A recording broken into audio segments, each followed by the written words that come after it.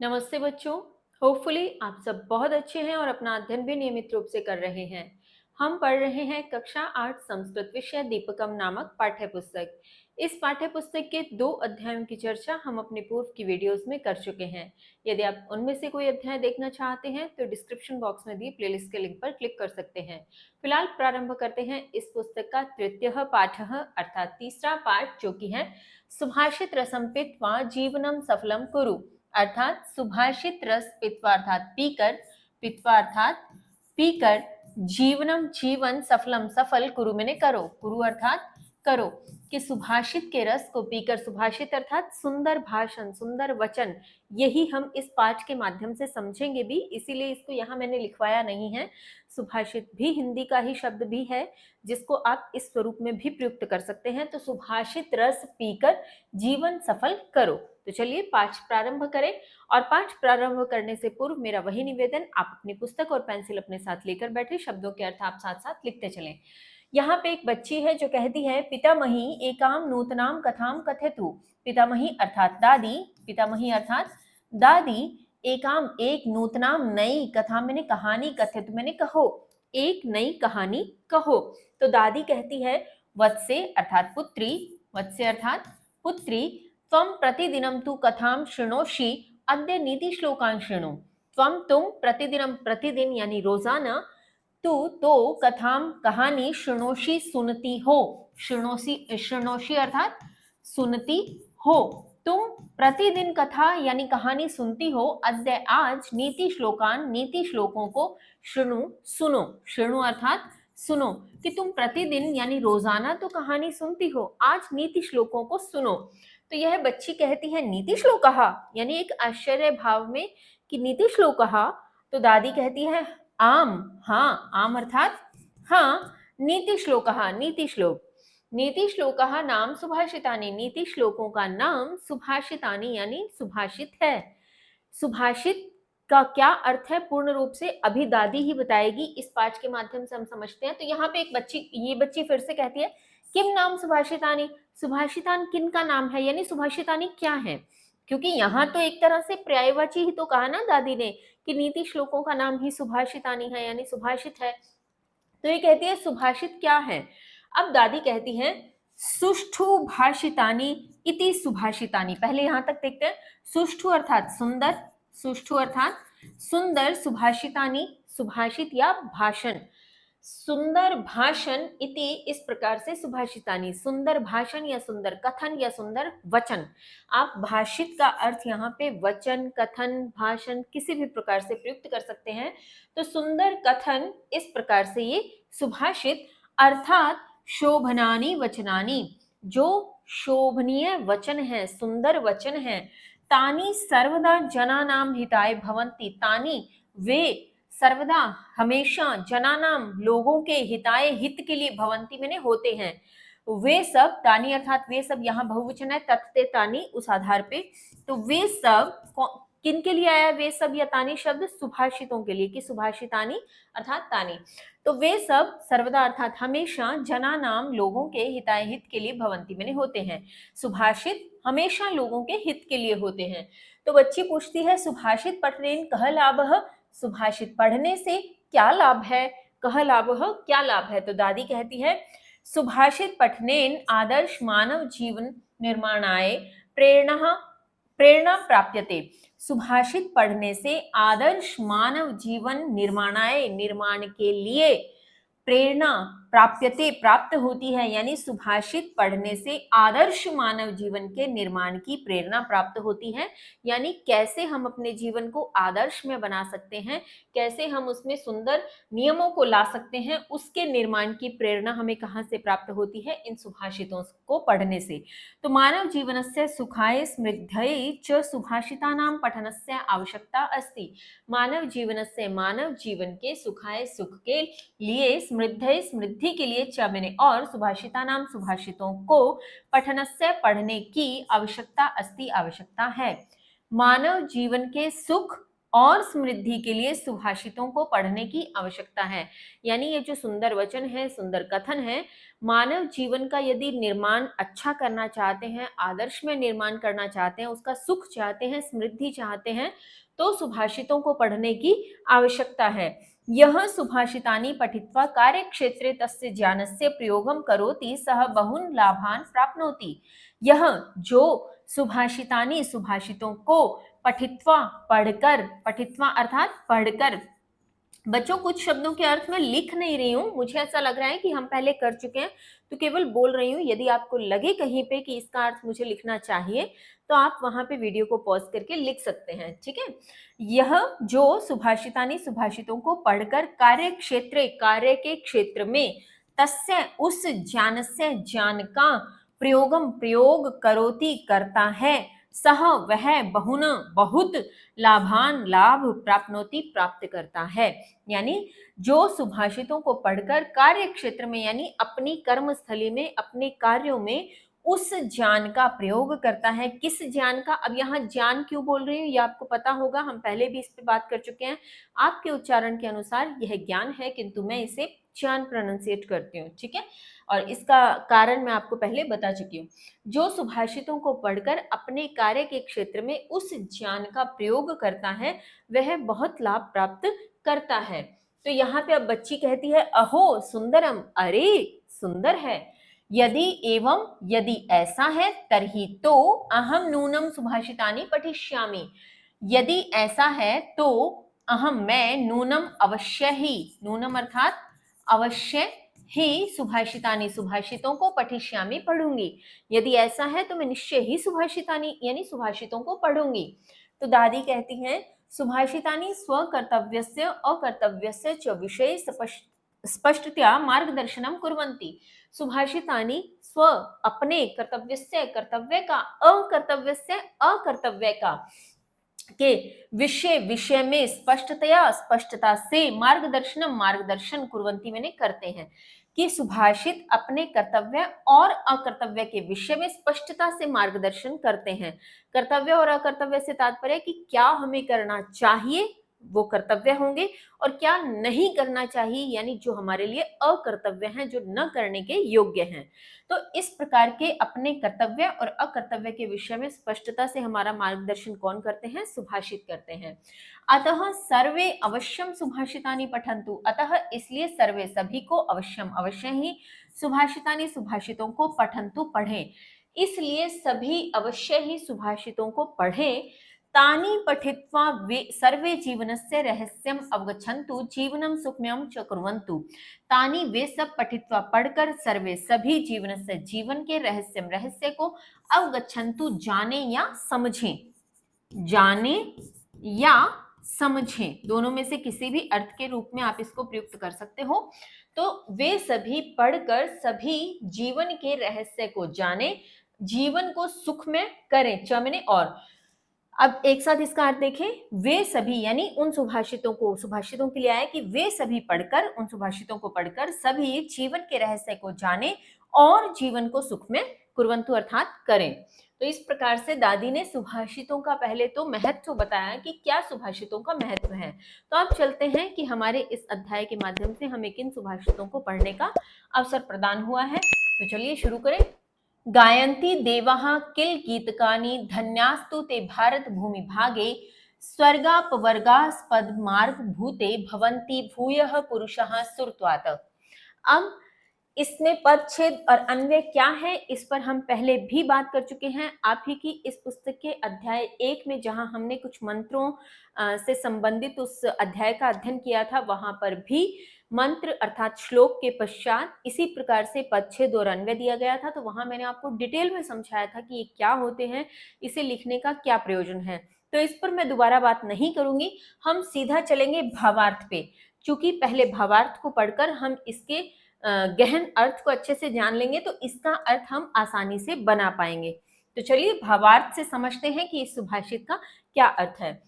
ये मानवाः अस्यां भारत भूमौ जन्म प्राप्नुवन्ति ते धन्याः इति भारत भूमेः गुणगानम देवाः कुर्वन्ति। ये जो, ये का अर्थ जो, मानवाः मानव, अस्याम इस भारत भूमौ भारत भूमि पर जन्म जन्म प्राप्नुवन्ति प्राप्त करते हैं, ते वे धन्यः धन्य हैं। इति इस प्रकार से भारत भूमे भूमे भारत भूमि का गुणगानम गुणगान देवाः देवता कुर्वन्ति करते हैं। देवाः अर्थात देवता के लिए यहाँ है, सभी देवताओं की यहाँ पे बहुवचन है देवाः अर्थात सभी देवता। तो जो मानव इस भारत भूमि में जन्म प्राप्त करते हैं वे धन्य हैं। इस प्रकार से भारत भूमि का गुणगान देवता भी करते हैं। अतः वयं सर्वे भारतीयाः भाग्यशालिनः स्मः। अतः इसलिए वयं हम सर्वे सभी भारतीयाः भारतीय भाग्यशालिनः भाग्यशाली स्मः अर्थात हैं, यहाँ पे बहुवचन स्वरूप है हैं, हम सभी भारतीय भाग्यशाली हैं। धर्म अर्थ काम मोक्ष आदि प्राप्तये मार्गभूते अस्मिन् भूखंडे देवाः अपि देवत्वं विहाय मनुष्य रूपेण जन्म ग्रहणार्थम अभिलषन्ति।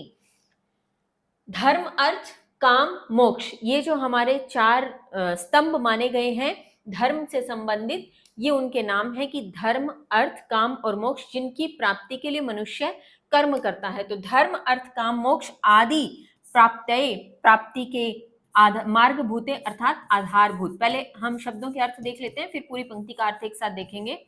मार्गभूते अर्थात आधारभूत, अस्मिन इस भूखंडे भूखंड पर यानी इस भूमि पर इस पृथ्वी पर, देवाः देवता, अपि मैंने भी, देवत्वम मैंने देवत्व, देवत्व इसका अर्थ वही है, इसका भाव ये है कि अपने देवता वाले रूप को छोड़ना है ना। देवत्वम अर्थात अपना देवता वाला जो उनका रूप है, तो देवत्वम का अर्थ यहाँ देवत्व ही लिखेंगे एक बार के लिए, विहाय अर्थात छोड़कर, देवत्व छोड़कर, पूरा अर्थ अगर एक साथ आप देखेंगे तो आपको समझ आ जाएगा।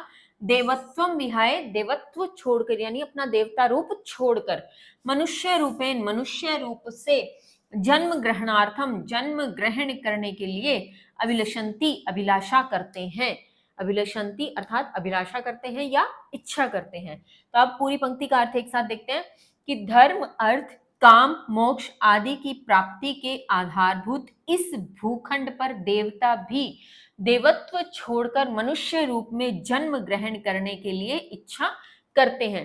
कहने का अर्थ ये है कि ये जो भूखंड है, ये जो भूमि है, ये भारत भूमि किसका आधारभूत स्थान है। आधारभूत से तात्पर्य कि जिस पर ये सब होता है, जो धर्म अर्थ काम और मोक्ष का आधार स्तंभ है, आधार भूमि है, तो वो कौन सी भूमि है, भारत भूमि। तो यहाँ आधारभूत से तात्पर्य अर्थात एक बेस, ठीक है, आधार जिसका है। धर्म अर्थ काम और मोक्ष आदि की प्राप्ति के आधारभूत इस भूखंड पर, इस पृथ्वी पर, इस भूमि पर देवता भी देवत्व को छोड़कर यानी अपना देवता रूप छोड़कर मनुष्य रूप में जन्म लेने के लिए इच्छा करते हैं। यानी देवता भी चाहते हैं कि इस पृथ्वी पर हम मनुष्य रूप में जन्म लें और हम इसके इतने भाग्यशाली हों। तो अब इसका भावार्थ हमने समझ लिया। अब चलते हैं हम सुभाषित के अर्थ की ओर। गायंती गाते हैं देवाः देवता, किल अर्थात निश्चय ही, किल निश्चय ही, गीतकानी गीत, धन्यास्तु धन्य है, ते अर्थात वे सब, किनके लिए आया वे सब। अब इसके आगे का अर्थ जब आप देखेंगे तो आप वे सब का अर्थ समझ जाएंगे कि भारत भूमि भागे, भारत भूमि भाग में, भारत भूमि भाग में अर्थात भारत भूमि में जन्मे या भारत भूमि भाग में जन्म लेने वाले उस अंश के वे सब धन्य हैं। अभी एक बार बाकी अर्थ देख ले, फिर हम पूरे का अर्थ एक साथ निकालते हैं। स्वर्ग, यहाँ स्वर्गा से स्वर्ग, अपवर्ग, अपवर्ग जब आप इसका पदच्छेद करेंगे तो आपके पास एक शब्द आएगा अपवर्ग जिसका अर्थ है मोक्ष, अपवर्ग अर्थात मोक्ष। आस्पद, आस्पद से तात्पर्य स्थान, आस्पद अर्थात स्थान। मार्ग भूते अर्थात आधारभूत, जो हमने यहाँ भी किया था। भवंती अर्थात होते हैं। भूयः अर्थात बार बार, भूयः बार बार। पुरुषः पुरुष। सुरत्वात् अर्थात देवत्व से, सुरत्वात् अर्थात देवत्व से। अब एक साथ अर्थ देखते हैं कि वे सब जो यानी भारत भूमि भाग में जन्मे वे सब धन्य हैं, निश्चय ही देवता भी गीत गाते हैं। कि भारत भूमि में जन्म लेने वाले वे सब धन्य हैं, ऐसा निश्चय ही देवता भी गीत गाते हैं। स्वर्ग और मोक्ष के आधारभूत स्थान पर देवत्व से बार बार पुरुष होते हैं। यानी इस मोक्ष के स्थान पर, इस स्वर्ग जैसे पृथ्वी के स्थान पर देवत्व से देवता भी बार बार पुरुष होते हैं, यहाँ पर आना चाहते हैं, अर्थात इसकी अभिलाषा करते हैं, जो कि हमने भावार्थ के स्वरूप में पढ़ा था। चलिए आगे देखते हैं क्या दिया है। गुणी गुणम वेति न वेति निर्गुणः, बलिबलम वेति न वेति निर्बलः, पिको वसंतस्य गुणम न वायसः, करी च सिंहस्य बलम न मूषिकः। तो इसमें पदच्छेद अन्वय आप स्वयं पढ़ लीजिएगा। हम चलते हैं भावार्थ की ओर, तत्पश्चात हम सुभाषित का अर्थ देखेंगे। भावार्थ में कहा गया, गुणवान जनः अन्येषां सद्गुणान् ज्ञातुं शक्नोति। गुणवान अर्थात गुणवान जिसमें गुण है, जनः व्यक्ति, गुणवान व्यक्ति, अन्येषां अन्यों के, सद्गुणान् सत्गुणों को या सुंदर गुणों को, ज्ञातुं जान, शक्नोति सकता है। गुणवान व्यक्ति अन्यों के सद्गुणों को जान सकता है या अन्य के सुंदर गुणों को समझने में समर्थ है, उसे जानने में समर्थ है। परंतु गुणहीनः जनः अपरेषां सुगुणान् अवगंतुम समर्थः न भवति। परंतु गुणहीन जनः, जिसमें गुण नहीं है, जो गुणों से विहीन है, गुणहीन व्यक्ति अपरेषाम दूसरों के, सुगुणान, सु अर्थात सुंदर, यहाँ उपसर्ग लगा है, गुणान अर्थात गुणों को, सुंदर गुणों को अवगंतुम, अवगंतुम अर्थात समझने में, अवगंतुम अर्थात समझने में समर्थ, समर्थ न मैंने नहीं, भवती मैंने होता है। परंतु गुणहीन व्यक्ति दूसरों के सुंदर गुणों को समझने में समर्थ नहीं होता है। बलवान जनः यथा अन्यशाम, बलवान व्यक्ति यथा जिस प्रकार, अन्यशाम अन्यों के, अब इसका अर्थ हम आगे के आपके पृष्ठ पे दिया है, एक साथ करने का प्रयास करते हैं। ये लीजिए, बलवान जनः यथा अन्येषां बलम ज्ञातुं शक्नोति तथा बल रहितः जनः अन्येषां बलम ज्ञातुं न शक्नोति। बलवान व्यक्ति जिस प्रकार अन्यों के बलम, बल को, ज्ञातुम जान, शक्नोति सकता है, तथा बल रहित अर्थात जिसमें बल नहीं है, जो बल से रहित है, बल रहित व्यक्ति अन्येषां दूसरों के बलम, बल को, ज्ञातुम जानने में, न शक्नोति समर्थ नहीं है या नहीं जान सकता। ये क्या कह रहे हैं कि बलवान व्यक्ति जिस प्रकार अन्यों के बल को जान सकता है तथा बल रहित व्यक्ति अन्य के बल को नहीं जान सकता। वसंत काले आगते पिकः वसंतस्य गुणानुरूपम कुहुतानम करोति। वसंत काले, वसंत काल में या वसंत समय आने पर या वसंत के समय में, आगते आने पर, पिकः कोयल, पिकः अर्थात कोयल, वसंतस्य वसंत के, गुणानुरूपम गुणों के अनुरूप, कुहुतानम कुहू का तान, करोति मैंने करती है, कुहुतान अर्थात वो कुहू कुहू करती है कोयल, उसके लिए कहा गया उसका तान करती है। तान करने का मतलब कि उसको सुर में, एक गीत के स्वरूप में, एक तान के स्वरूप में उसकी आवाज करती रहती है। तो वसंत के समय आने पर कोयल वसंत के गुणों के अनुरूप कुहू का तान करती है। परंतु काकः मधुरम गातुम न शक्नोति, परंतु कौआ, काकः अर्थात कौआ, मधुरम मीठा, गातुम गाने में, न शक्नोति समर्थ नहीं है या नहीं गा सकता। परंतु कौआ मीठा नहीं गा सकता। गजः पशुराज सिंहस्य बलम जानाति, गजः अर्थात हाथी, पशुराज सिंहस्य, पशुराज अर्थात पशुओं का राजा, जानवरों का राजा कौन, सिंहस्य, सिंह अर्थात शेर, पशुओं के राजा शेर का बल जानता है, जानाति अर्थात जानता है। हाथी पशुओं के राजा शेर का बल जानता है, किंतु मूषकः तस्य बलम ज्ञातुं न पारयति, किंतु मूषक अर्थात चूहा, मूषक अर्थात चूहा, तस्य उसके बलम, बल को, ज्ञातुं न पारयति जान नहीं सकता। किसके बल को नहीं जान सकता, शेर के बल को, किंतु चूहा उसके बल को नहीं जान सकता। अतः योग्यः एव महत्वं ज्ञातुं समर्थो भवति न अयोग्यः, अतः इसलिए योग्यः, योग्य, एव ही, एव अर्थात ही, योग्य ही महत्व को जानने में समर्थ होता है, न कि अयोग्य। अब ये कहना क्या चाहते हैं, इसको समझिए। इन्होंने कहा था कि जहां हमने प्रारंभ किया था कि गुणवान व्यक्ति जिसमें गुण होंगे वही अन्य के सुंदर गुणों को समझ पाएगा। दूसरा, जिसमें गुण नहीं है, गुण रहित व्यक्ति दूसरों के सुंदर गुणों को नहीं जान सकता। जिसमें बल होगा, जो स्वयं बलशाली होगा, वही दूसरे के बल को समझ पाएगा। बलहीन या बल रहित व्यक्ति कभी दूसरे के बल को समझ नहीं सकता। वसंत का समय आने पर वसंत के समय के अनुरूप कोयल ही मधुर तान कर सकती है, कुहू का तान कर सकती है, जबकि कौआ मधुर नहीं गा सकता। क्यों? क्योंकि वो उसके वसंत के महत्व को नहीं जानता।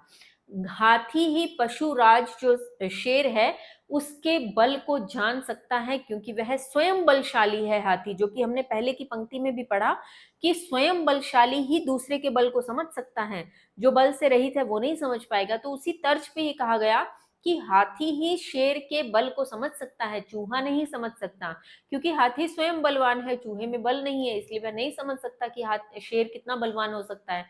तो इसलिए कहा गया कि इसलिए योग्य व्यक्ति ही दूसरे के महत्व को समझ सकता है, अयोग्य कभी नहीं समझ सकता। जिसमें स्वयं में कोई गुण नहीं, वह दूसरे के गुण को कैसे समझेगा। जैसे अक्सर आपने एक लोकोक्ति इस प्रकार से किसी को कहते सुना होगा कि जोहरी ही हीरे की परख कर सकता है, क्योंकि जो स्वयं गुणों को जानता है, जो उसके उस तत्व के गुणों को जानता है, वही उसको परख सकता है, दूसरा नहीं परख सकता। तो हमने इसका भावार्थ समझा। अब हम चलते हैं सुभाषित के अर्थ की ओर। गुणी गुणम वेति, वेति अर्थात जानता है। इसमें वेति शब्द बहुत बार आएगा, तो वेति शब्द का अर्थ है जानता है। वेति अर्थात जानता है, और न वेति हो जाएगा नहीं जानता है। ठीक है, तो गुणी गुण को जानता है, नहीं जानता है निर्गुण। यानी गुणी तो गुणों को जानता है, निर्गुण नहीं जानता। जिसमें स्वयं किसी में उसमें गुण नहीं है, तो वो गुणों को नहीं जान सकता। बलि बलम वेति न वेति निर्बलः, बलवान, बलि अर्थात बलवान, यहाँ पे बलि शब्द का अर्थ आप लिखेंगे बलवान। बलवान बल को जानता है, निर्बल नहीं जानता। पिको वसंतस्य गुणम न वायसः, पिको अर्थात कोयल, वसंतस्य वसंत के, गुणम गुण को। अब यहाँ पे वेति को शब्द को छुपा लिया गया है। किस आधार पे? अलंकार के आधार पे। मैंने पहले भी कहा था, यहाँ से जब हम कविता स्वरूप बनाने लगते हैं तो जो शब्द एक बार प्रयोग हो जाते हैं उसका एक आभासिक जो अर्थ ले लिया जाता है उसको लिखा नहीं जाता। जब आप यहाँ पे अन्वय में पढ़ेंगे तो आपको यहाँ पे शब्द दिखाई देने लगेंगे। ठीक है, वेति। तो यहाँ पे हमें आभासिक स्वरूप में जैसे इसका अर्थ किया वैसे इसका करना है कि कोयल वसंत के गुण को जानती है, न कि कौआ। वायसह का अर्थ कौआ होता है, ध्यान रखना। काकह भी होता है और वायसह भी होता है। ठीक है, तो कौआ, कोयल वसंत के गुण को जानती है, न कि कौआ। करी यहाँ पे है हाथी से, करी अर्थात हाथी। हाथी शेर के बल को जानता है, न कि मूषक अर्थात न कि चूहा, कि हाथी ही शेर के बल को जान सकता है, न कि चूहा। तो इस प्रकार से आप इस सुभाषित का अर्थ करेंगे। चलिए आगे देखें क्या दिया है। भवन्ति नम्रा स्तर्वः फलोद्गमैः नवाम्बुभिर्दुर्विलम्बिनो घनः अनुद्धत्तः सत्पुरुषः समृद्धिभिः स्वभाव एवैष परोपकारिणाम। अब पदच्छेद अन्वय आप स्वयं पढ़िएगा, हम चलते हैं भावार्थ की ओर। तत्पश्चात देखेंगे सुभाषित का अर्थ। भावार्थ में कहा गया, समय अनुसारम वृक्षेषु फलानि जायन्ते, समय अनुसारम अर्थात समय के अनुसार, वृक्षेषु वृक्षों पर, फलानि फल, जायन्ते पैदा होते हैं, जायन्ते अर्थात पैदा होते हैं या जन्म लेते हैं, पैदा होते हैं। तो अर्थ क्या बना? समय के अनुसार वृक्षों पर फल होते हैं या फल पैदा होते हैं, कि समय आएगा तो वृक्षों पर फल लग जाएंगे। फल भारेन ते वृक्षः नम्राः भवन्ति, फल भारेन फल के भार से, ते मैंने वे, वृक्षः वृक्ष, नम्राः विनम्र, भवन्ति मैंने होते हैं। यहाँ पे अच्छा वो तरवह ऊपर है, फिर बताती हूँ आपको। फल भारेन फल के भार से, ते मैंने वे, वृक्षः वृक्ष, नम्राः विनम्र, भवन्ति मैंने होते हैं। तथैव उसी प्रकार नव जलैः परिपूर्णः मेघा अवनतः भवन्ति, तथैव उसी प्रकार नव जलैः नवीन जल से, परिपूर्णः परिपूर्ण या संपूर्ण, मेघः अर्थात बादल, अवनतः नीचे की ओर, अवनतः नीचे की और, भवंती मैंने होते हैं, नीचे की ओर होते हैं। यानी जब बादल जल से जितने ज्यादा भरते चले जाएंगे वो उतना नीचे आते जाते हैं, उतना उनमें भार आता जाता है। भूमिम प्रति आयंती वृष्टिम च कुर्वन्ति, भूमिम यानी भूमि की, प्रति मैंने और, आयंती मैंने आते हैं, वृष्टि मैंने वर्षा, वृष्टि अर्थात वर्षा, च मैंने कर और, कुर्वन्ति मैंने करते हैं। भूमि की ओर आते हैं और वर्षा करते हैं।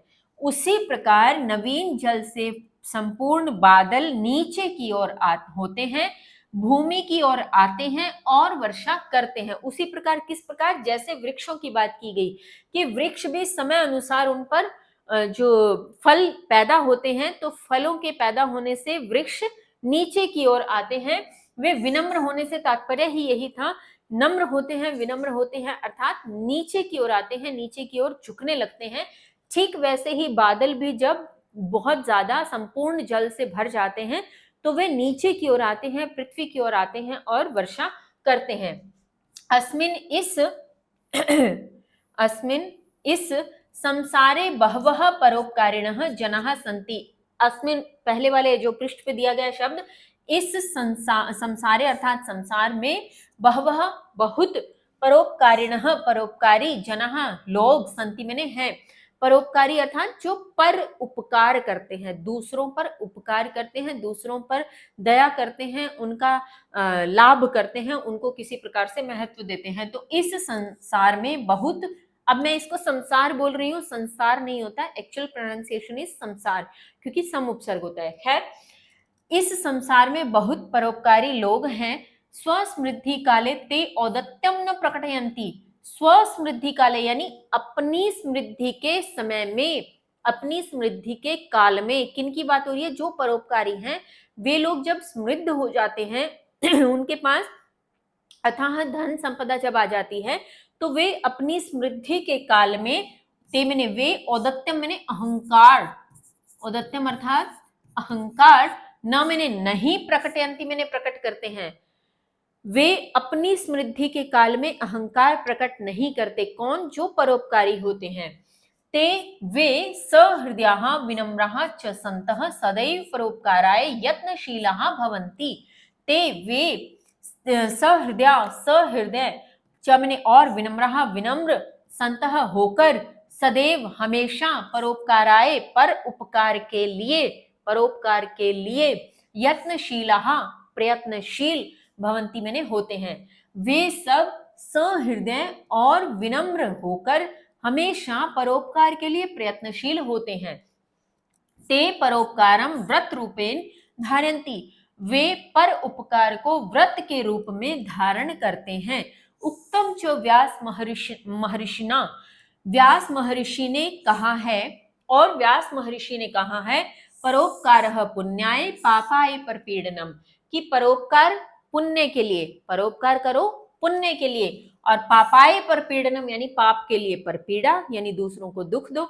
अगर आप चाहते हो पुण्य तो आपको क्या करना होगा, परोपकार, और अगर आप पाप चाहते हो तो पाप के लिए दूसरों को दुख दो। यदि हम ये कह लें कि दूसरों को दुख दिया जा रहा है तो इसका मतलब हम पाप के भागीदार बन रहे हैं, और यदि हम दूसरों की सेवा कर रहे हैं, दूसरों पर उपकार कर रहे हैं, तो हम पर उपकार कर रहे हैं और पुण्य के भागीदार हैं। अब इसके माध्यम से हमें क्या समझाएगा, इसके माध्यम से ये समझाएगा कि जैसे वृक्ष, क्योंकि जितने भी ये हैं, वृक्ष हैं, बादल हैं, नदियां हैं, ये सब अपने लिए तो नहीं जीते, इन सबका सभी कुछ हम ही तो प्रयोग में लेते हैं। वृक्ष की छाल से लेकर उसकी जड़ें, फल, पत्ती, सब तो हम प्रयोग करते हैं। नदी के पानी को हम ही तो प्रयोग करते हैं।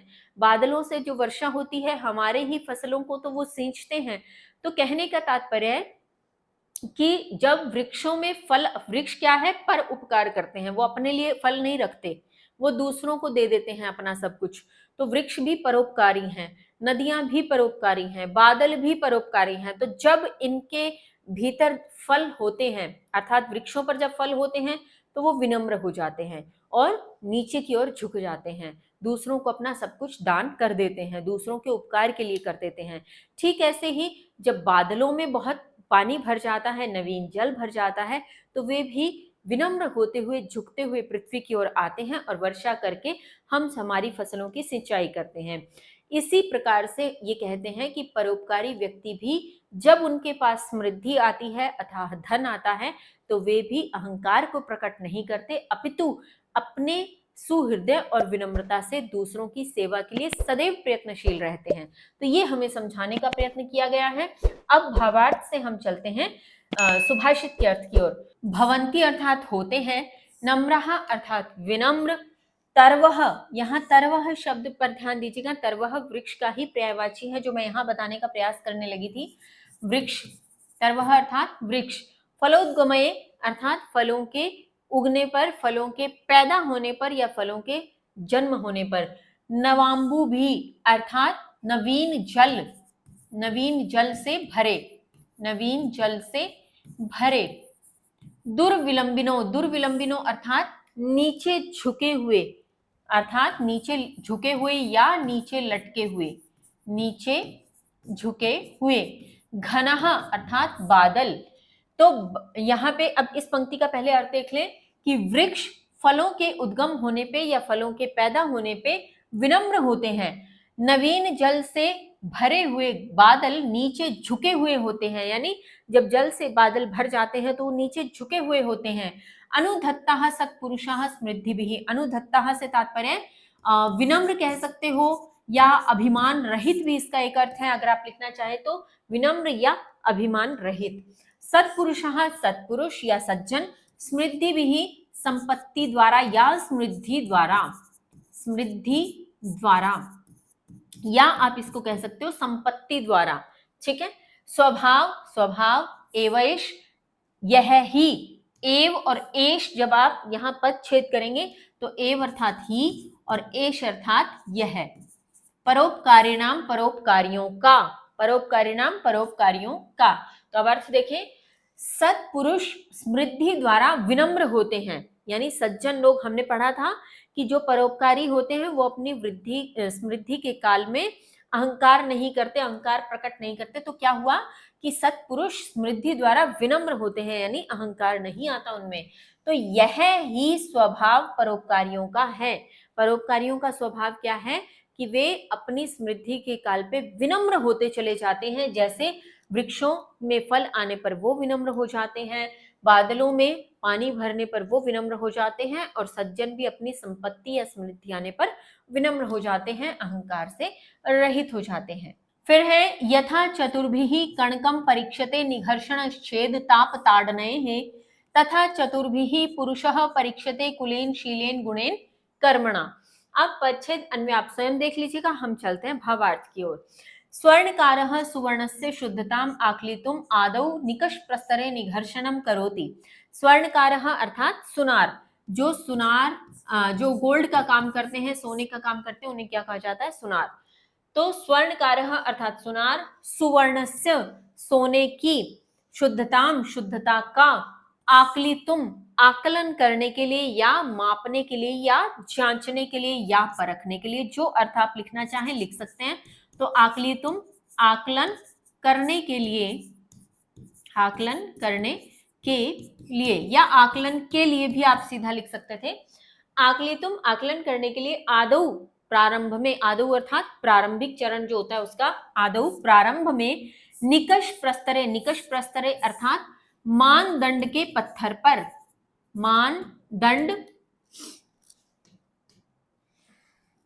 मानदंड के प्रस्तरे अर्थात पत्थर पर, मानदंड के पत्थर पर। आपने कभी अगर सुनार को उनका काम करते हुए देखा हो तो उनका एक विशेष प्रकार का पत्थर होता है जिस पर रखकर वे अपना कार्य करते हैं। तो निकष प्रस्तरे मानदंड के पत्थर पर, निघर्षणम घिसाई, करोति मैंने करता है। सुनार सोने की शुद्धता के आकलन करने के लिए प्रारंभ में मानदंड के पत्थर पर घिसाई करता है। तदनंतरम तस्य सुवर्णस्य कर्तनम करोति। तदनंतरम अर्थात उसके पश्चात, किसके पश्चात? घिसाई कर लेने के पश्चात। तो उसके पश्चात उस सुवर्ण से, सोने की, कर्तनम कटाई, कर्तनम अर्थात कटाई, करोति मैंने करता है, तद उसके पश्चात उस सोने की कटाई करता है। ततः फिर अग्निना दाह्यति, अग्निना अर्थात अग्नि में, दाह्यति अर्थात जलाता है, फिर अग्नि में जलाता है। अंते अंत में सुवर्ण खंडे प्रहारम करोति, सुवर्ण खंडे यानी सोने के उस टुकड़े पर, खंड पर, सोने के टुकड़े पर, प्रहारम, प्रहार यानी चोट या प्रहार भी कह सकते हैं, करोति करता है।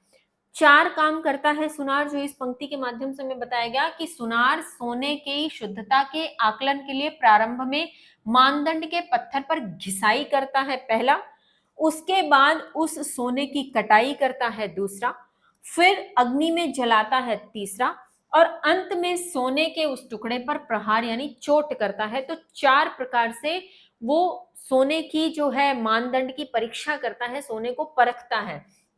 एभिः चतुर्भिः प्रकारे परीक्ष्य सुवर्णस्य पूर्ण शुद्धतां ज्ञातुं शक्नोति। एभिः इन चतुर्भिः चार प्रकारे प्रकारों से परीक्षा परख कर सुवर्णस्य सोने की पूर्ण शुद्धता को ज्ञातुं जान शक्नोति सकता है। इन चार प्रकारों से परख कर या परीक्षा करके सोने की पूर्ण शुद्धता को जान सकता है। तो चार प्रकार पढ़े कि इन चार प्रकारों से एक सुनार क्या कर सकता है, सोने की पूर्ण शुद्धता को जान सकता है कि वो कितना खरा है।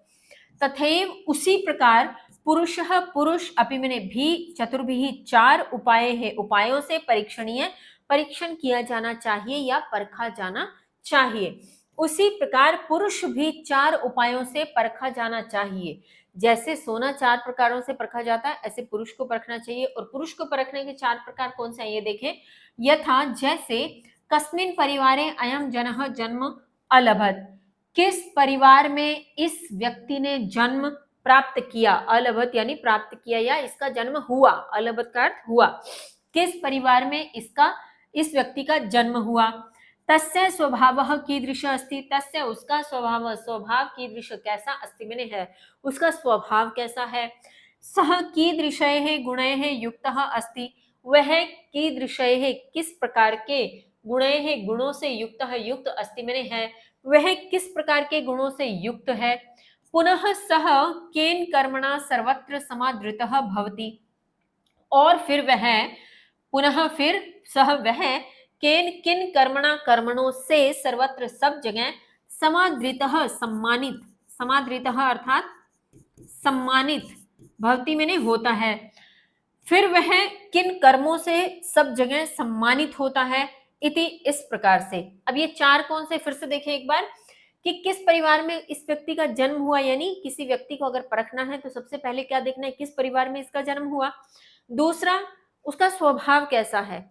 तीसरा, वह किस प्रकार के गुणों से युक्त है। और चौथा, कि वह अपने किन कर्मों के माध्यम से या किन कर्मों से समाज में सम्मानित है, कौन से उसके ऐसे कर्म हैं जो उसे समाज में सम्मान दिलाते हैं। तो ये चार जो है, एषु निक्षेषु परीक्ष्य एव तस्य व्यक्तित्वं ज्ञातुं शक्यते। एषु इन निक्षेषु मानदंडों पर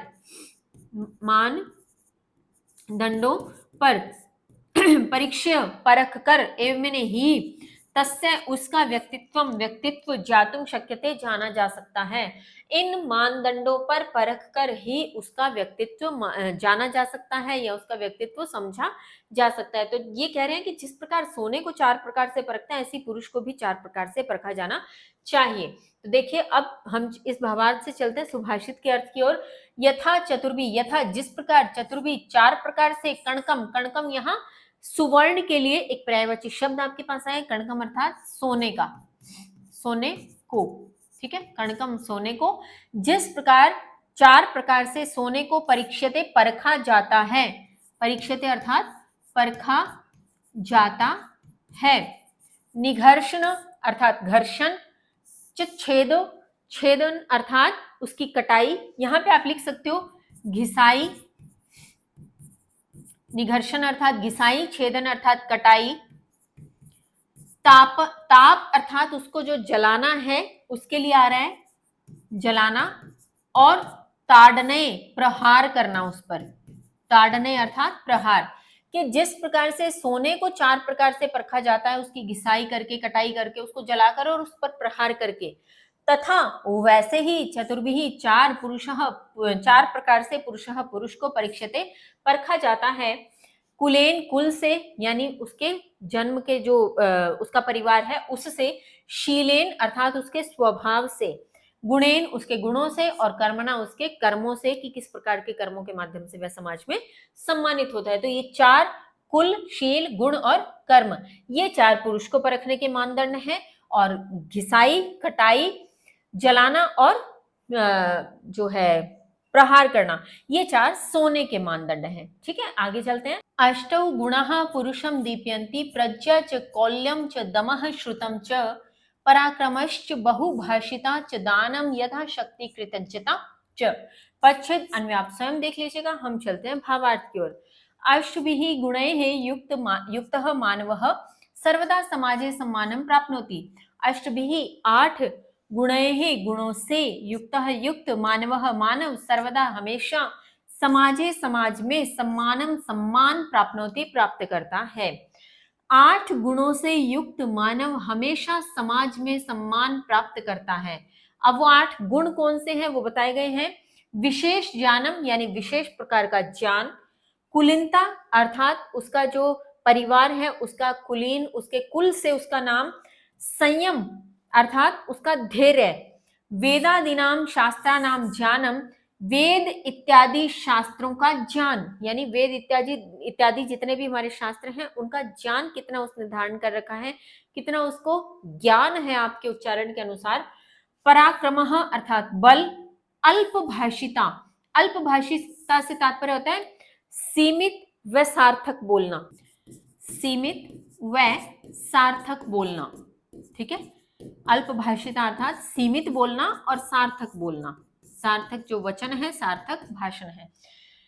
तो अल्पभाषिता यानी सीमित व सार्थक बोलना, सामर्थ्य अनुसारम दानशीलता यानी अपने सामर्थ्य के अनुसार दानशील होना, कृतज्ञता, कृतज्ञता होता है उपकार का भाव मानना, किसी के प्रति आभारी रहना, एक ग्रेटिट्यूड का जो भाव हमें कहा जाता है वो होती है कृतज्ञता। जब मैंने और इति इस प्रकार से एतई ये अष्टौ 8 गुण संति मैंने हैं। फिर से देखें, विशेष प्रकार का ज्ञान, कुलीनता यानी उसका कुल, उसका धैर्य, वेद इत्यादि शास्त्रों का ज्ञान, उसका बल, सीमित व सार्थक बोलना, सामर्थ्य अनुसार दान करना और कृतज्ञता अर्थात और उपकार का भाव। इस प्रकार से ये 8 गुण हैं। मानव उत्तम गुणान आश्रित्य सम्मानितः भवति, मानव उत्तम गुणों के आश्रित होकर ही सम्मानितः भवति सम्मानित होता है, उत्तम गुणों का आश्रय लेकर ही सम्मानित होता है, यानी उत्तम गुण होंगे तभी वह सम्मान के योग्य है, अन्यथा नहीं। अतः उक्तम इसलिए कहा गया है, गुणवान पूज्यते नरः, गुणवान नर पूजा जाता है या गुणवान व्यक्ति पूजा जाता है। अब चलते हैं सुभाषित के अर्थ की ओर। अष्टौ गुणः पुरुषम दीप्यन्ति, 8 गुण से पुरुष प्रकाशित होता है, दीप्यन्ति अर्थात प्रकाशित होता है, 8 गुणों से पुरुष प्रकाशित होता है। अब कौन से 8 गुण वही यहां बताए गए हैं। प्रज्ञा यानी विशेष प्रकार का ज्ञान, विशेष प्रकार की बुद्धि, कौल्यम अर्थात कुलीनता, जो हमने कुल की बात की थी, कौल्यम अर्थात कुलीनता, दमः अर्थात संयम या धैर्य, संयम या धैर्य, श्रुतम, श्रुतम अर्थात वेद इत्यादि का जो ज्ञान है उसके बारे में बात यहां हुई है, वेद ज्ञान। फिर पराक्रम अर्थात बल, यहां जब आप निकालेंगे च अलग निकलेगा और अबहुभाषिता अलग निकलेगा। बहुभाषिता नहीं करना, बहुभाषिता तो फिर बहुत बोलने वाला हो जाएगा, यहाँ पे हमें क्या करना है अबहुभाषिता, ठीक है। पराक्रमश्च इस प्रकार से ना, तो पराक्रम च और अबहुभाषिता, ये जब आप पद छेद देखेंगे यहीं पे आपको पता लग जाएगा। ये देखिए, तो पराक्रम का अर्थ बल, च मैंने और, अबहुभाषिता जो हमने यहाँ अर्थ लिया था सीमित व सार्थक बोलना, च और दानम यथाशक्ति, यथाशक्ति दान यानी अपने सामर्थ्य के अनुसार दान, जिसकी हमने भावार्थ में बात की थी। कृतज्ञता च और कृतज्ञता और उपकार का भाव मानना, ग्रेटिट्यूड के भाव में रहना। तो ये 8 गुण हैं। यदि किसी व्यक्ति में ये 8 गुण हैं तो वो प्रकाशित होता है, उसका सब सम्मान करते हैं, सब उसको बहुत बेहतर मानते हैं, वो समाज में पूजा जाता है। फिर से देखें, 8 गुणों से पुरुष प्रकाशित होता है, विशेष प्रकार का ज्ञान, उसकी कुलीनता, उसका संयम, उसका वेद इत्यादि शास्त्रों का ज्ञान, पराक्रम उसकी सीमित व सार्थक बोलने से, यथाशक्ति दान करने से और कृतज्ञता यानी उपकार के भाव से। अब चलते हैं आगे के सुभाषित की ओर। न सा सभा यत्र न सन्ति वृद्धः, वृद्धा न ते ये न वदन्ति धर्मं, धर्मः स नो यत्र न सत्यमस्ति, सत्यम न तद्यच्छलम अभ्युपैति। अब पच्छेदन में आप स्वयं देखिएगा, हम चलते हैं भावार्थ की ओर।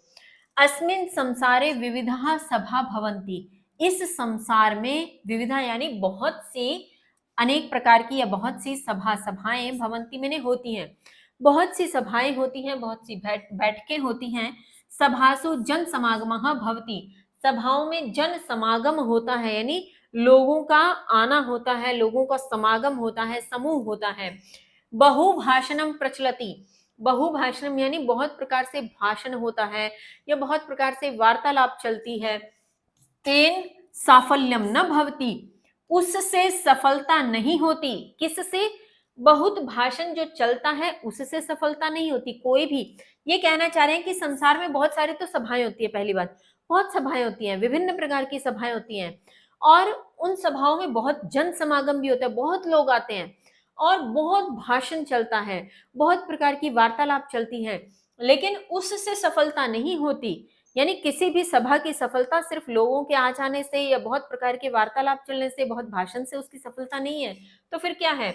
वस्तुतः सा एव सभा सफला भवति यत्र वयोवृद्धः ज्ञानवृद्धः च जना भवेयुः।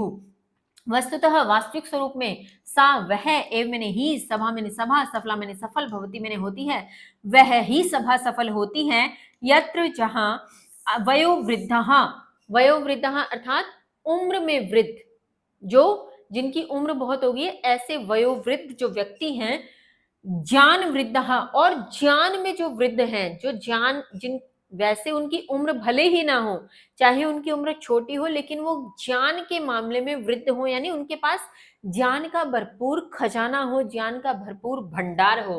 तो ऐसे उम्र से दराज या उम्र में वृद्ध और ज्ञान में वृद्ध जना लोग भवेयु हो।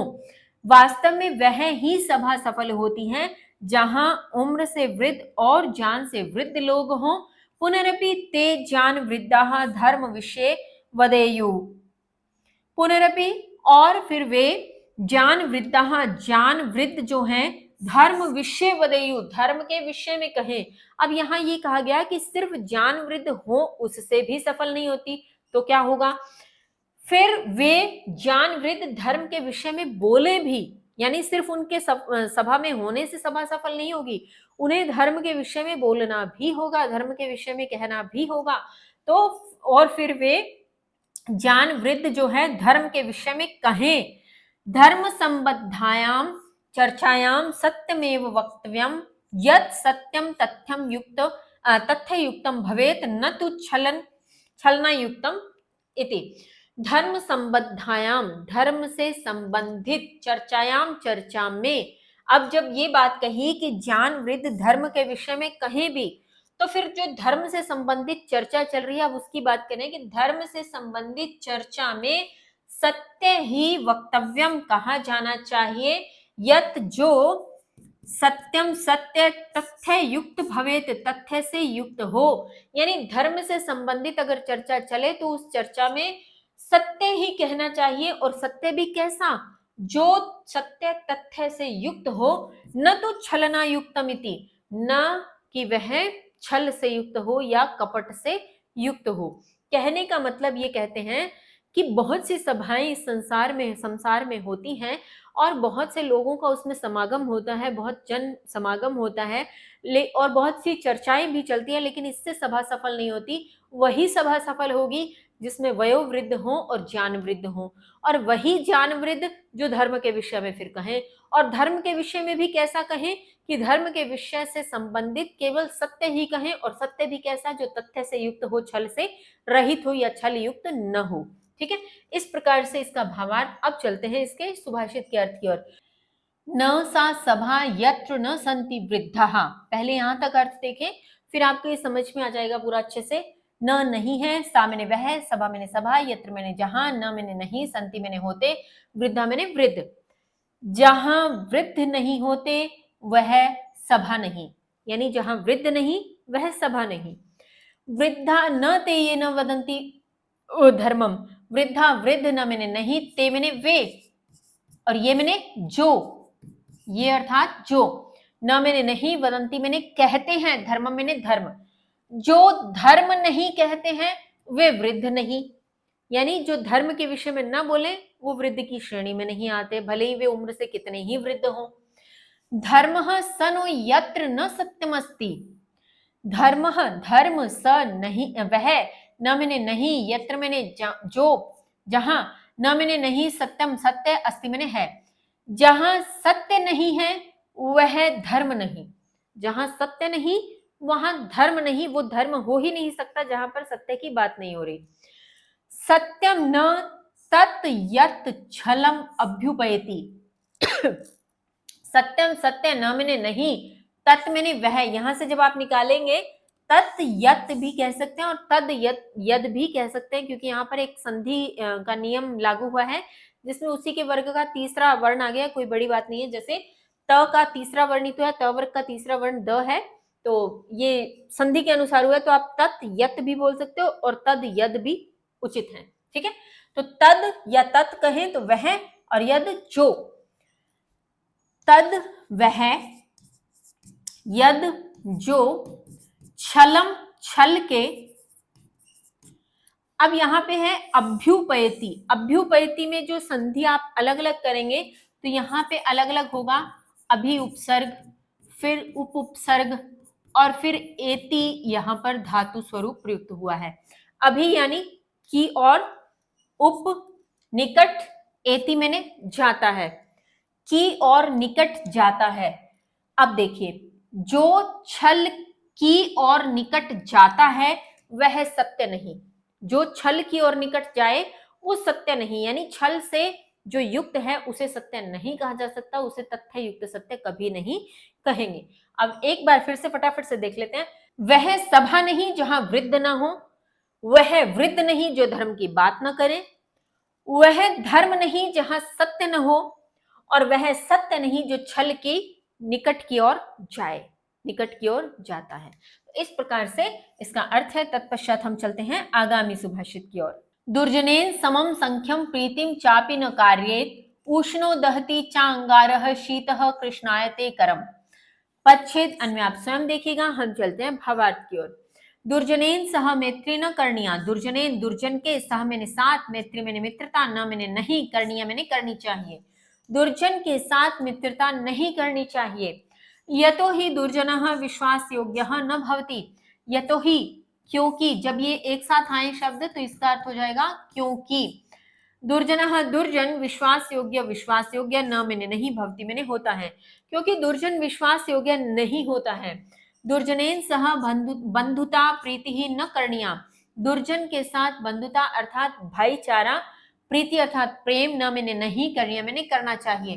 दुर्जन के साथ प्रेम पूर्वक भाईचारा या प्रेम पूर्वक बंधुता भी नहीं करनी चाहिए। यतः तस्य दुर्जनस्य मुखे माधुर्यम परम हृदय कपटता भवति। यत, क्योंकि, तस्य उसके, दुर्जनस्य दुर्जन के, मुखे मुख में, माधुर्यम मधुरता, परम परंतु, हृदय हृदय में, कपटता कपटता भवति मैंने होती है। क्योंकि उसके, उस यानी दुर्जन के मुख में मधुरता, परंतु हृदय में कपटता यानी छल होता है। कपटता भी कह सकते हो, कपट होता है या छल होता है, आप दोनों में से कोई भी शब्द का प्रयोग कर सकते हो। क्योंकि उस दुर्जन के मुख में मधुरता, मुख में तो मीठा मीठा लेकिन हृदय में कपट भरा होता है, छल भरा होता है। अंगारः उष्णः भवति चेत तापेन करम ज्वाल्यति। चेत मैंने यदि, अंगारः अंगार, उष्णः मैंने गर्म, भवति मैंने होता है। यदि अंगारा गर्म होता है, तापेन करम ज्वाल्यति, तापेन यानी गर्मी से, करम अर्थात हाथ, करम अर्थात हाथ, ज्वाल्यति जलाता है। देखो एक सुभाषित में आया था करी, करी का अर्थ हाथी और कर का अर्थ हाथ। ठीक है, ध्यान रखना है। तो यदि अंगार, अंगारा, अंगारे की बात यहाँ पे हो रही है, अंगारा जो कोयले से बनता है उसकी बात यहाँ है कि यदि अंगारा गर्म होता है तो गर्मी से हाथ जलाता है। पुनः यदि सह अंगारः शीतलः अस्ति तदापि हस्तम मलिनम करोति। फिर यदि, पुनः अर्थात फिर यदि वह अंगारा शीतल है, फिर यदि मान लीजिए वह अंगारा शीतल भी है, शीतल अर्थात ठंडा है, वह अंगारा ठंडा है, तदापि तब भी, हस्तम मलिनम करोति, हाथ को मलिन करता है यानी हाथों को काला कर देगा। अगर गर्म है अंगारा तो हाथों को जला देगा और अगर ठंडा है तो काला कर देगा, यानी दोनों ही स्थितियों में अंगारा तो खराब ही है, अंगारा तो अपना काम करेगा ही। तथैव उसी प्रकार दुर्जनः दुर्जन सर्वदा हमेशा एवं मैंने ही अनिष्टम अनिष्ट करोति करते हैं, कार्यति करवाते हैं, कार्यति अर्थात करवाते हैं, च मैंने और। अब अर्थ देखिए, उसी प्रकार दुर्जन हमेशा ही अनिष्ट करते और करवाते हैं। यानी जिस प्रकार अंगारा चाहे गर्म हो चाहे ठंडा हो, दोनों ही स्थितियों में खराब है, दोनों ही स्थितियों में विपरीत परिणाम देता है, ठीक वैसे ही दुर्जन स्वयं तो गलत कार्य करते ही हैं और करवाते भी हैं अनिष्ट। ठीक है, अतः विद्या अलंकृतो अपि दुर्जनः परिहरितव्य हर्तव्यः। अतः इसलिए विद्या, विद्या से अलंकृतो अपि, अलंकृत होने पर भी, यानी विद्या जिसने प्राप्त भी कर ली है, ऐसे दुर्जनः, दुर्जन को भी, दुर्जन भी परिहर्तव्यः अर्थात त्याज्य, त्याज्य या आप कह सकते हो त्यागने योग्य, त्यागने योग्य। ठीक है, दोनों में से कोई भी अर्थ आप लिख सकते हैं। तो अर्थ देखिए आप पूरी पंक्ति का अब, कि इसलिए विद्या से अलंकृत होने पर भी दुर्जन त्याज्य है या त्यागने योग्य है। कहने का मतलब यह है कि दुर्जन ने अगर विद्या भी ग्रहण कर ली है तब भी वह त्यागने योग्य है, वह तब भी आपका भला नहीं कर सकता। जैसे अगर अंगारा ठंडा हो तब भी वो आपके हाथों को मैला करेगा ही करेगा, वैसे ही दुर्जन ने चाहे विद्या ग्रहण कर ली हो तब भी वह आपका अनिष्ट करेगा या करवा देगा। तो इस प्रकार से इसका भावार्थ है। अब चलते हैं सुभाषित के अर्थ की ओर। दुर्जनेन, दुर्जन के समम, साथ में, सख्यम अर्थात मित्रता या सखा भाव, मित्रता, प्रीतिम प्रेम, च मैंने और, अपि मैंने भी, न मैंने नहीं, कार्यक मैंने करना चाहिए। दुर्जन के साथ मित्रता और प्रेम भी नहीं करना चाहिए या प्रीति भाव भी नहीं करना चाहिए।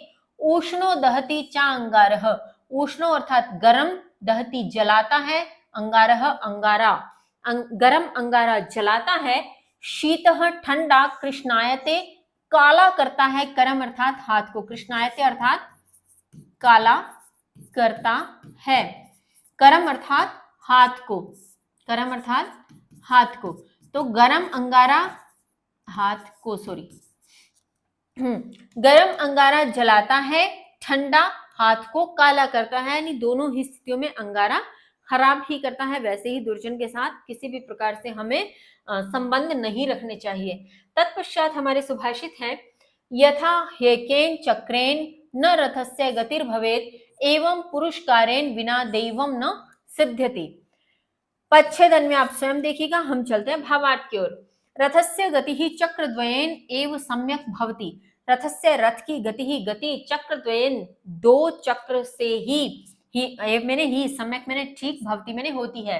रथ की गति दो चक्रों से या दो पहियों से ही ठीक होती है, यानी दो पहिए रथ के होंगे तभी वो ठीक से चल पाएगा।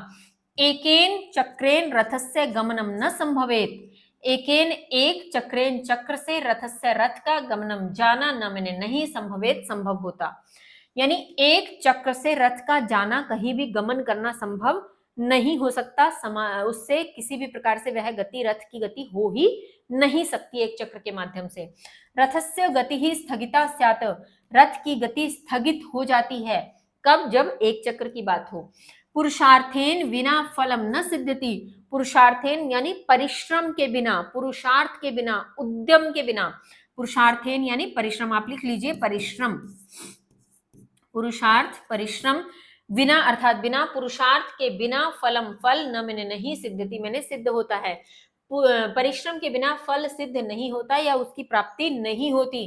भाग्ये स्थिति अपि उद्योगेन एव फलम लभ्यते, भाग्य के स्थित होने पर भी, अपि मैंने भी, उद्योगेन परिश्रम ही, उद्योगेन अर्थात परिश्रम, एवं मैंने ही, परिश्रम से ही फलम फल लभ्यते प्राप्त होता है। भाग्य के स्थित होने पर भी परिश्रम से ही फल प्राप्त होता है। अत्र अनुभूयते यत् प्रयत्नः भाग्यं च मानव रथस्यं द्वय चक्रेस्तः, अत्र यहाँ अनुभूयते अनुभव किया गया है, अनुभूयते अर्थात आप लिख सकते हैं अनुभव किया गया है, यत् की प्रयत्न, प्रयत्न, भाग्यम भाग्य, च मैंने और, प्रयत्न और भाग्य, मानव रथस्यम, मानव रथस्य, मानव रथ के, द्वे दो, चक्रे चक्र स्तमने हैं, इस यहाँ अनुभव किया गया है क्या? कि प्रयत्न और भाग्य मानव रथ के दो पहिए हैं या दो चक्र हैं। उक्तम अपि कहा भी गया है, उद्यमेन ही सिद्ध्यन्ति कार्याणि न मनोरथे, उद्यमेन परिश्रम से, ही मैंने निश्चय ही, सिद्ध्यंति मैंने सिद्ध होते हैं, कार्याणि मैंने कार्य, न मैंने नहीं, मनोरथे मैंने मनोरथ से। निश्चय ही परिश्रम से सिद्ध होते हैं क्या? कार्य, न कि मनोरथ से। कहने का तात्पर्य केवल मन में सोच लेने भर से कार्य सिद्ध नहीं होते, परिश्रम करने से, उद्योग करने से, उद्यम करने से ही कार्य सिद्ध होते हैं। तो ये कहना चाहते हैं कि जैसे एक रथ एक चक्र से गति नहीं कर सकता, वैसे ही हमारे मानव जीवन का यह रथ भी एक चक्र से, यानी या तो भाग्य या परिश्रम, एक चक्र से गति नहीं कर सकता। जैसे रथ के दोनों पहिए उसकी गति के लिए आवश्यक हैं, ऐसे ही मानव रथ के भी दोनों पहिए यानी परिश्रम और भाग्य, प्रयत्न और भाग्य दोनों ही आवश्यक हैं। यही दो चक्र जो है मानव रथ के हैं। अब चलते हैं सुभाषित के अर्थ की ओर। यथा जिस प्रकार ये केन, यहाँ पे आप निकालेंगे ही और एकेन, जब इसका पद छेद करेंगे ही एकेन, ही अर्थात निश्चय ही, एकेन अर्थात एक, चक्रेन चक्र से, न मैंने नहीं, रथस्य रथ के, गतिर मैंने गति, भवेत मैंने होती है। जैसे निश्चय ही जैसे एक चक्र से रथ की गति नहीं होती है, एवं वैसे ही पुरुष कार्यन अर्थात पुरुषार्थ के बिना, उद्यम के बिना, बिना अर्थात बिना, पुरुषार्थ के बिना, दैवम से यहां तात्पर्य है भाग्य। अब यहां लिख लीजिए आप, पुरुष कार्यन अर्थात पुरुषार्थ, पुरुष कार्यन अर्थात पुरुषार्थ, पुरुषार्थ के बिना भाग्य भी सिद्ध नहीं होता। सिद्ध्यति सिद्ध होता है, न मैंने नहीं, भाग्य सिद्ध नहीं होता है। हम केवल इस भरोसे बैठ जाएं कि अगर भाग्य में होगा तो मिल जाएगा और परिश्रम न करें तो ऐसे में भाग्य भी सिद्ध नहीं होगा। भाग्य भी आपका साथ तभी देगा जब आप परिश्रम करेंगे।